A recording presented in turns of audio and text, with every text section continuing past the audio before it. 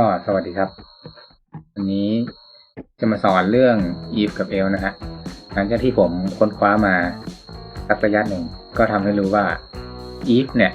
เป็นแฟนกับอาดัมนะครับเป็นมนุษย์คนแรกของโลกนะฮะส่วน else เนี่ยคือจะเป็นเผ่ามันเผ่ากึ่งเทพกึ่งมนุษย์หรือเปล่าหรือเป็นเทพแหละแต่จะหัวยาวๆตาแบบแหลมๆนี่แหละสีฟ้านะจะสูงโปร่งมีเวทมนต์นะนี่คือ if else ในภาษา Python ของเรานะผมก็พยายามศึกษาอยู่ตั้งนานซึ่งศึกษาไปศึกษามาไม่ใช่ if else นี่วะ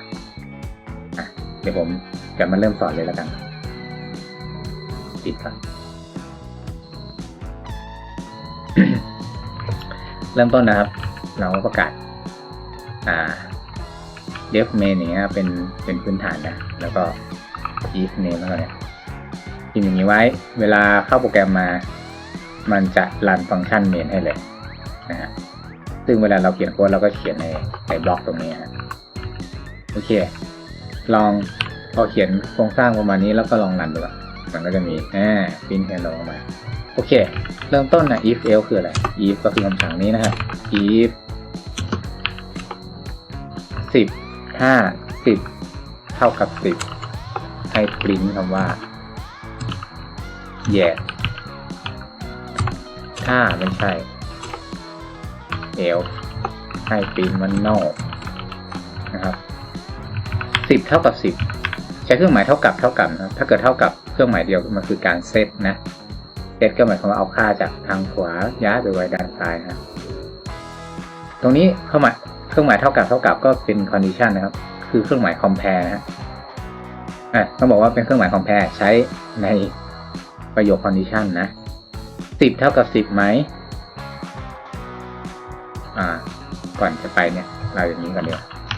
เราลอง print อย่างนี้10 เท่ากับ10เองลองรันดูนะ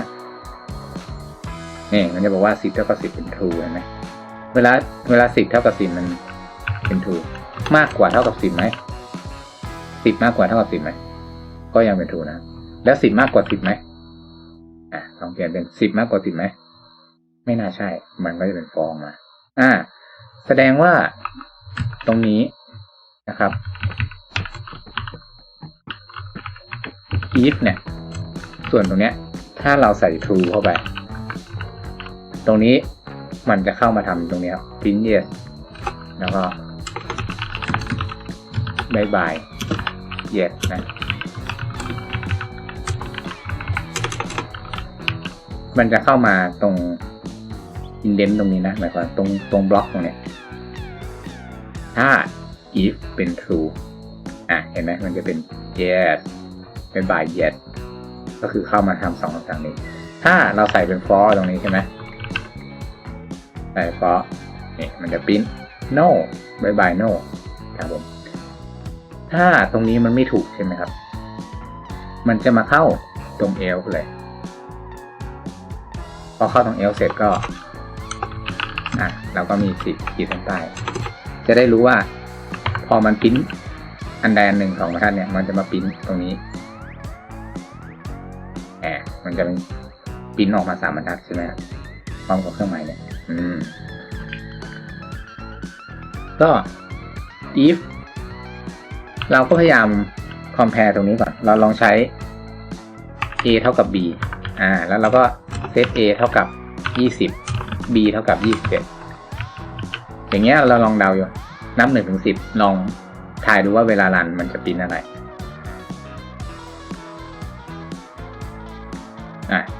มันต้องพิมพ์ no นะครับเพราะว่า a คือ20 b คือ21มันพอ compare กันตรงเนี้ยมันก็จะได้ false ใช่ไหมถ้าเกิด false ตรงเนี้ยมันก็จะไม่เข้าตรงนี้มันจะข้ามมาที่ else เลยลองรันดูนะครับ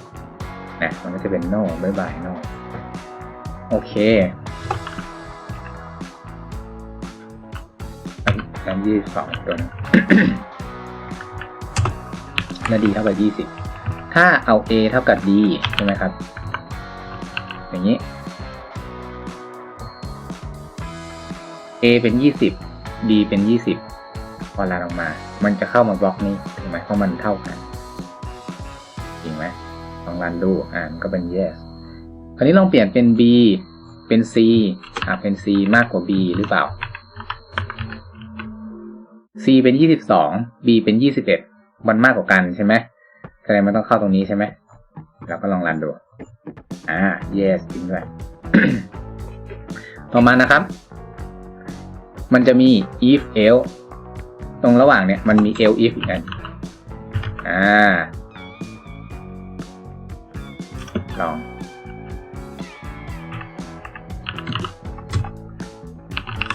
print condition true ประมาณนี้หมายความว่าถ้าเกิดตรงเนี้ยมันเข้าเงื่อนไขไปแล้วใช่ไหมครับ c เป็น22 b เป็น21มากกว่า21จริงไหมจริงนะฮะจริงก็จะเข้ามาทำ2อันนี้แล้วมันจะหลุดไปตรง print เลยเหมือนเดิมนะฮะมันก็จะหลุดมาตรง print เหมือนเดิมคราวนี้มันต่างกันยังไงใช่ไหม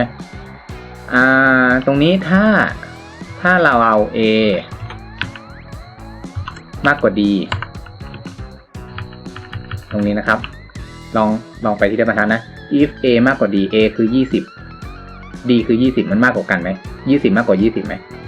ไม่ใช่ใช่ไหมตรงนี้พอไม่ใช่เนี่ยมันกระโดดมาที่ else if เลยครับมันจะมาเช็คตรงนี้แล้ว a เท่ากับ20 d เท่ากับ20มันเท่ากันไหมถ้าเท่ากันใช่ไหมตรงนี้จะเป็น true พอเป็น true ปุ๊บมันจะมาทำเงื่อนไขตรงนี้ condition true print แล้วก็หลุด if else ไปเลยลองรันดูนะปึ้งมาตรงนี้ก็ง่ายๆเห็นไหมแต่ถ้าเกิดเราเปลี่ยนเป็นเราเช็คมากกว่าไหมเช็คน้อยกว่าไหมถ้าเกิดไม่เข้าทั้ง2อันใช่ไหมมันเป็น20ทั้งคู่ใช่ไหมมันไม่เข้าเงื่อนไขทั้ง2อันนี้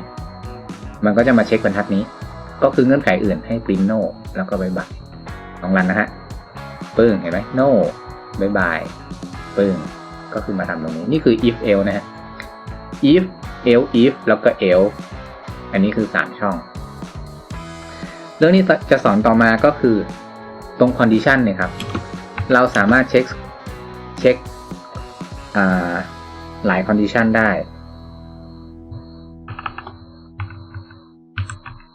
เราเป็น a เท่ากับ d and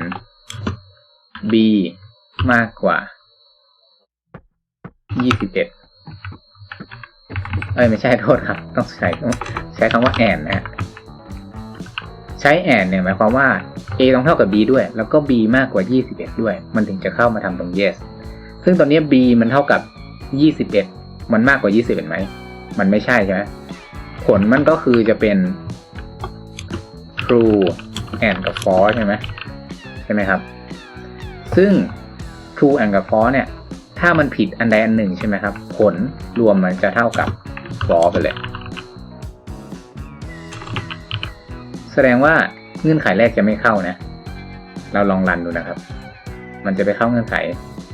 สุดท้ายแทนถูกไหมเพราะเงื่อนไขที่2ก็ไม่ถูก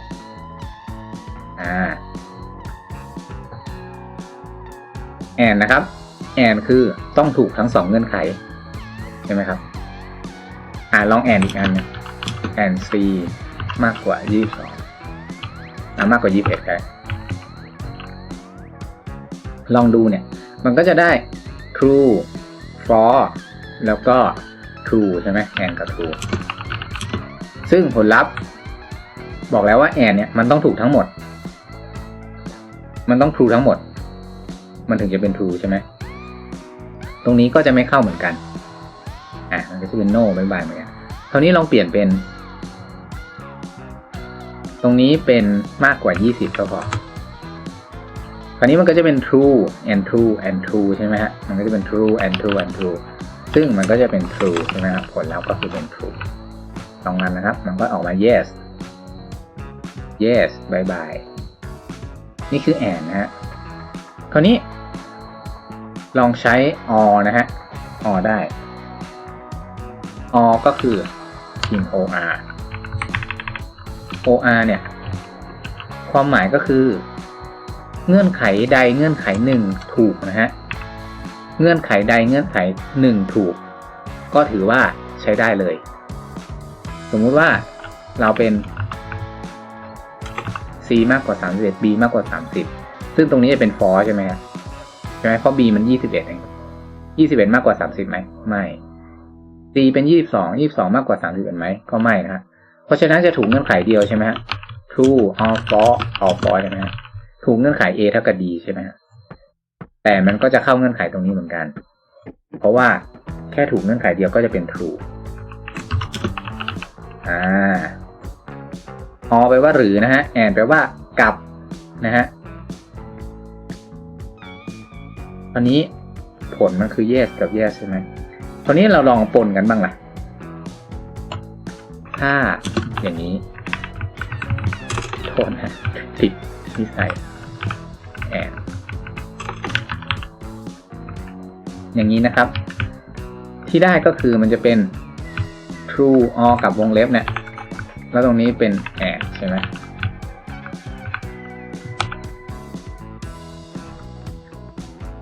เราให้ทำในวงเล็บก่อนนะครับ for and for ในวงเล็บก็จะเป็น for ใช่ไหมยุบเหลือ for ใช่ไหมb มากกว่า30มันเป็น for ใช่ไหม c มากกว่า30เป็น for and for ยังไงก็ได้ for แล้ว for or true นะฮะ for or true หรือนะฮะอันใด or คืออันใดหนึ่งเป็น true มันก็จะเป็น true เลยนะครับประมาณนี้มันก็จะ print yes เหมือนเดิมลองรันดู print yes นะครับ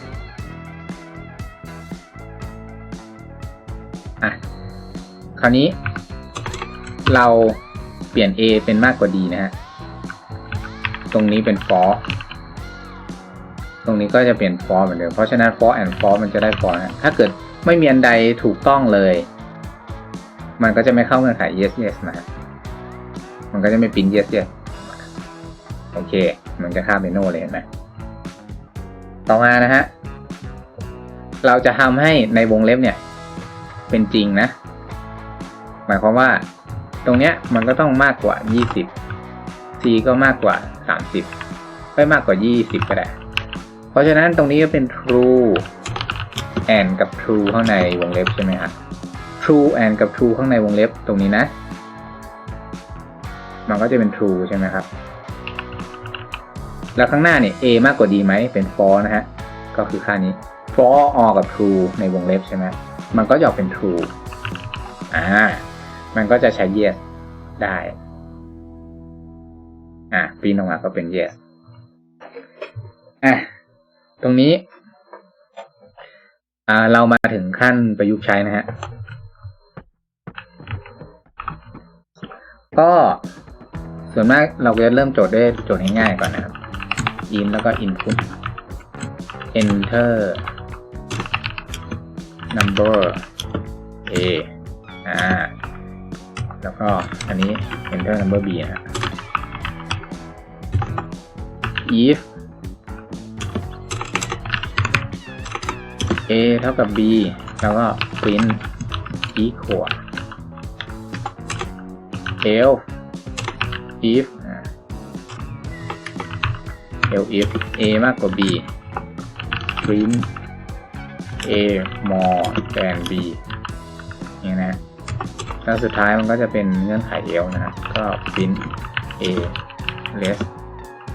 than b เงื่อนไขก็ประมาณนี้ครับหมายความว่าถ้าโผล่มาใส่เลขเท่ากันเลยมันก็จะ print equal บอกเท่ากันนะ a equal b นี่ก็ได้ถ้า a มากกว่า b เลขที่รับมานะ a มากกว่า b มันก็จะบอก a more than b แล้วก็ else ก็คือเงื่อนไขอื่นๆก็มันก็ต้องเป็นน้อยกว่าแล้วแหละเพราะว่ามันไม่เข้า2เงื่อนไขนี้ต้องรันดูนะครับใส่เลข5กับเลข6มันต้องเข้าเงื่อนไข